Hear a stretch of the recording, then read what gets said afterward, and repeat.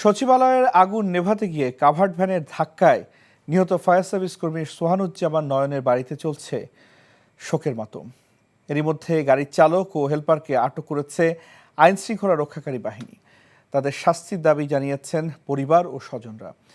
এই মৃত্যুর দায় এড়ানো যায় না বলে জানিয়েছেন স্বরাষ্ট্র উপদেষ্টা। ইফতেখার রেজা রিপোর্ট।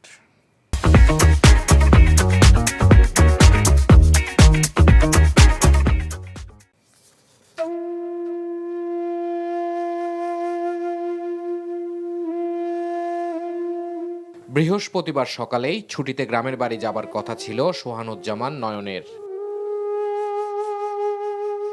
কিন্তু মধ্যরাতে সচিবালয়ে আগুনের খবরে ডাক পড়ে তারও। কে জানতো অগ্নিকাণ্ডের খবরের সাথে সাথে তিনি নিজেও হবেন খবর। মানুষের জীবন রক্ষায় যে সোহানুজ্জামান ঝাঁপিয়ে পড়েছেন যখন তখন, তার জীবনটাই হারিয়ে গেল আগুন নিভাতে এসে। বুধবার দিবাগত রাত 1:15টায় সচিবালয়ের 7 নম্বর ভবনে লাগা ভয়াবহ আগুন নিয়ন্ত্রণে কাজ করার সময় সামনের সড়কে ট্রাকের ধাক্কায় গুরুতর আহত হন সোহানুজ্জামান নয়ন। সে সময় 19টি ইউনিট আগুন নেভানোর কাজ করছিল। পানির পাইপ সংযোগ দিতে রাস্তার উল্টো পাশে যাওয়ার সময় বেপরোয়া গতির একটি ট্রাক ধাক্কা দেয় তাকে। পরে ঢাকা মেডিকেল কলেজ হাসপাতালে নেওয়া হলে কর্তব্যরত চিকিৎসক তাকে মৃত ঘোষণা করে। বাবা মায়ের একমাত্র ছেলে সোহানুজ্জামানের মৃত্যুতে মধ্যবিত্ত পরিবারটির কি হবে সেই ভাবনায় ভাবাচ্ছে স্বজনদের। তার মৃত্যুর খবরে পুরো গ্রাম জুড়ে চলছে শোকের মাতম।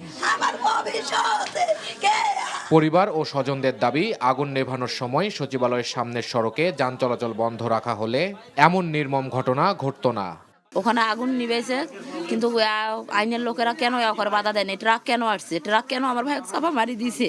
আয় কর্ম করার ছেলে তো একটাই, আর তো আর কর্ম করার ইয়ে নেই। তার উপর অনেক আশা ভরসা ছিল আমার, যে গাড়ি মারা গেছে ধাক্কা দিয়ে, তার সুবিচার আমি চাই। সরকারকে পরিবারের পাশে থাকারও আহ্বান জানান অনেকে। প্রশাসনিকভাবে তাকে সেফটি দেওয়া হলো না, রোড ব্লক করে তাকে সেফটি দেওয়া হলো না। আমাদের এখানে কষ্টের জায়গাটা তৈরি হয়ে গেছে। এদিকে ফায়ার সার্ভিস সদর দপ্তরে সোহানুজ্জামান নয়নের জানাজায় অংশ নিয়ে নিহতের ঘটনায় দায়ীদের যথাযথ শাস্তির ব্যবস্থা করা হবে বলে জানিয়েছেন স্বরাষ্ট্র উপদেষ্টা। আমি বলবো যে এটা ব্যর্থতাই, যেহেতু ট্রাক ওখানে চলাচল করাটা উচিত ছিল না, বাট আমরা ট্রাক চালককে ধরে ফেলছি এবং তারা আমরা আইনের আওতায় অবশ্যই নিয়ে আসবো। জানাজার পর চিরবিদায় জানানো হয় বাহিনীর পক্ষ থেকে। চিরবিদায় জানানো হয় সোহানুজ্জামান নয়নকে। মরদেহ নেওয়া হয় তার গ্রামের বাড়ি রংপুরের মিঠাপুকুরে। Iftekhar Reza, NTV news, Dhaka.